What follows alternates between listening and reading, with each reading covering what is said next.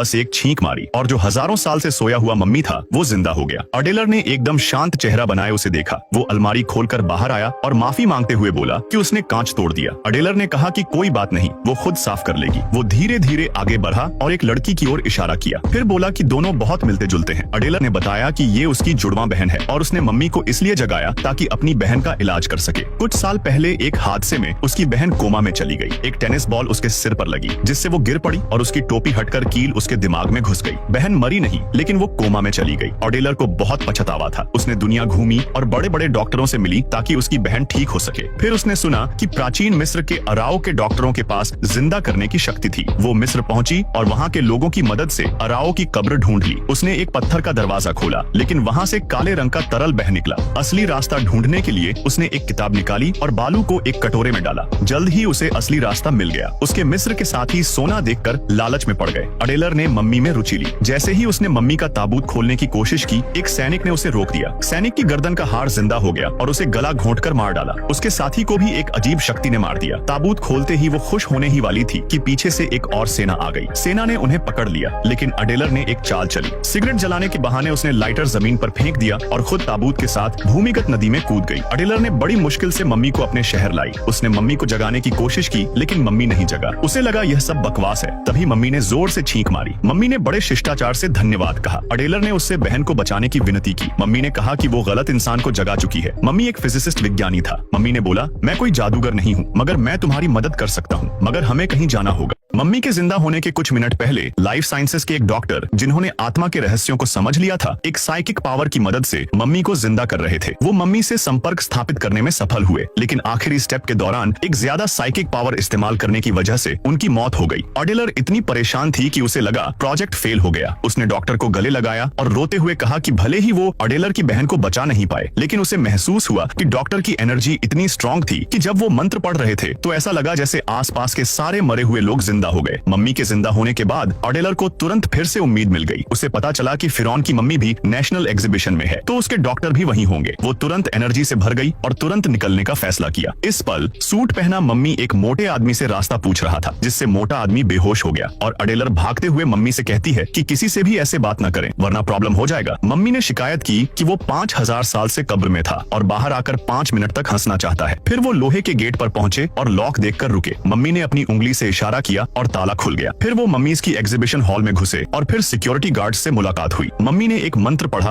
और गार्ड्स सो गए। अडेलर से रहा नहीं गया और उसने कहा, तुम लोगों को उठाते नहीं हो लेकिन बेहोश करने में एक्सपर्ट हो। आगे जाकर उन्होंने आखिरकार सोए हुए फिरौन से मुलाकात की। 5000 साल से सोए हुए फिरौन ने अपने ताबूत से उठकर अंगड़ाई ली। मम्मी ने जल्दी से अडेलर का परिचय दिया जिसने सबको जिंदा किया था लेकिन उसे एक मदद चाहिए थी। अडेलर को फिरौन के पर्सनल डॉक्टर को अपनी बहन के इलाज के लिए उधार लेना है। फिरौन खुश नहीं हुआ। उसने बोला, तुमने मुझे इतनी मामूली बात के लिए क्यों जगाया? अडेलर ने फिरौन को अपनी बहन की तकलीफ के बारे में बताया तो वो रोने लगी और मम्मी उसे चुप कराने के लिए आगे बढ़ा। उसने फिरौन की तरफ मिन्नत भरी नजरों से देखा। तब फिरौन ने अपने पर्सनल डॉक्टर को बुलाया। अडेलर ने फिरौन को धन्यवाद कहा। डॉक्टर ने स्थिति का करीब से मुआयना किया और बहन की बीमारी की वजह बताई। उसने जोर देकर कहा कि अगर वो हेडपिन हटा दी गई तो वो मर जाएगी। अडेलर ने गुस्से में डॉक्टर पर हत्या का आरोप लगाया लेकिन मम्मी ने उसे रोक दिया। उसने अडेलर से कहा कि डॉक्टर के काम में दखल ना दे। फिर उन्होंने हजारों साल पुराने गुप्त मरहम को डिस्प्ले केस से निकाला। उसके बाद उन्होंने बहन को एक स्टैंड पर लिटाया। उन्होंने उसकी बहन के घाव पर कई महंगे मसाले डाले। उसके बगल में रखी मम्मी से सफेद कपड़ा निकाला और लड़की को पट्टी बांधी। डॉक्टर का काम होने के बाद अडेलर भागकर अपनी बहन को देखने गई जिसने कुछ बार चीखने के बाद अचानक उठकर बैठ गई। उसने अडेलर को बताया कि उसने टेनिस बॉल बहुत जोर से मारा था। अडेलर ने खुशी से अपनी बहन को गले लगाया।